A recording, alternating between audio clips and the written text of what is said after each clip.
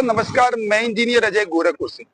दोस्तों बहुत तेरे कस्टमर का फोन आता है कि स्लैब कॉस्ट कराने से पहले क्या क्या चेक पॉइंट्स है जिसे हमें चेक करना चाहिए। बहुत से लोग साइट विजिट के लिए कॉल करते हैं, दूर होने के नाते मैं नहीं जा पाता हूं, तो कुछ चेक पॉइंट्स आप चेक कर सकते हैं, उस हिसाब से आप कंस्ट्रक्शन का स्लैब कॉस्ट प्रोसेस खत्म कर सकते हैं। सबसे पहले मैं बात करूंगा कि स्ट्रक्चर डिजाइनिंग प्रॉपर वे में करवाइए। किसी भी इंजीनियर से कॉन्टेक्ट करके स्ट्रक्चर डिजाइनिंग करवा करके उस हिसाब से काम करवाइए, बिना स्ट्रक्चर का कोई भी स्लैब कॉस्ट ना करवाएं।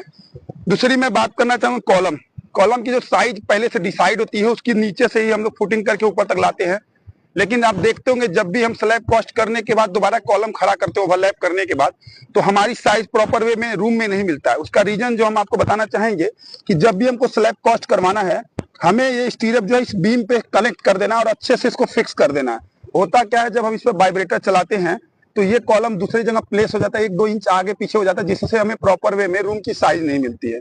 उसके जस्ट बाद में आपको बताना चाहूंगा, जो बीम होती है, बीम पे प्रॉपर वे में स्टीरअप का जो भी आपको डिसाइड है कि कितना गैप लेना है सेंटर टू सेंटर, वो आप अपने स्ट्रक्चर इंजीनियर से कॉन्टेक्ट करके डिसाइड कर सकते हैं।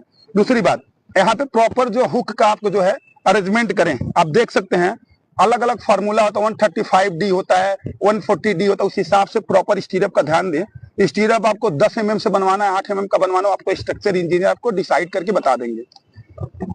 दूसरी बात है कि अल्टरनेट आपके जितने भी स्टीरअप होते हैं वो अल्टरनेट होना चाहिए। अल्टरनेट इन द सेंस ये होता है कि हमारा यहाँ हुक आ रहा है तो उसके जस्ट अपोजिट में, उसके जस्ट अपोजिट में आ रहा है। ये प्रोसेस आपको 100% फॉलो करना है।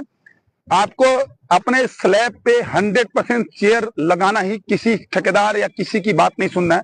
आप देख रहे होंगे यहाँ पे प्रॉपर वे में जो है चेयर दिया गया है, प्रॉपर वे में चेयर दिया गया हो, उस चेयर का प्रॉपर अरेंजमेंट किया गया। जो भी सरिया का डिटेल है वो आपको स्ट्रक्चर इंजीनियर बताएंगे।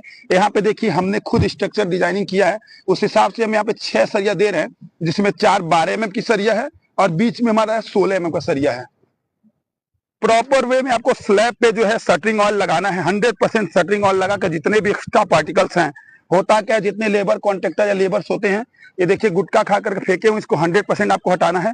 इस तरह का कोई एक्स्ट्रा पार्टिकल्स यहाँ से नहीं होना चाहिए। इधर देख लीजिए कि गुटखा पूरा खा करके भेजे, हम मेहनत करते हैं, लोग गुटखा खाते हैं, जो गलत है, खाना भी नहीं चाहिए, लेकिन अगर खाते हैं तो उनसे बोलिए हटाना है, अगर नहीं हटाते हैं तो ये आपका व्यवस्था उसको हटवाना है। दूसरी बात मैं आपको बताना चाहूंगा, सबसे जरूरी बात ओटीएस में मैं आपको बताना चाहूंगा।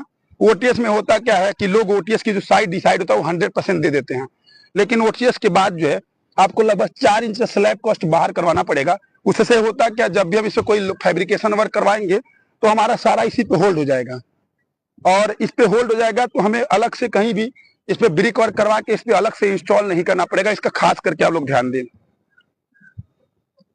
जितने भी क्रैंक बार आपका आना है, क्रैंक तोड़ना बोलते हैं उसको, वो 100% कर। आप देख रहे होंगे किस तरीके से बेहतरीन तरीके से यहाँ किया गया है। डिस्ट्रीब्यूशन और मेन बार के बारे में पिछले वीडियो में बता चुका हूं, और आगे अगर चाहते इस तरह की आपको इंफॉर्मेशन मिलता रहे सिविल वर्क से रिलेटेड, और या भारत के किसी भी कोने से आपको ड्राइंग चाहिए तो ड्राइंग के लिए कांटेक्ट कर सकते हैं। गोरखपुर के आसपास हम लोग 60 साल स्ट्रक्चर गारंटी के साथ घर बना के देते हैं।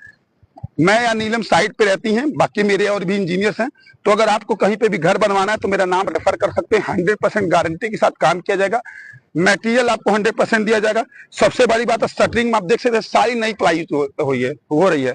आप देखते हो कहीं पे भी कंस्ट्रक्शन का वर्क तो पुरानी प्लाई यूज करके लोग आपके घर बनाते हैं, जो स्लैब में फिनिशिंग उस तरीके का नहीं आता है। तो आज तक के लिए बस इतना ही। मैं इंजीनियर जय हिंद, जय भारत।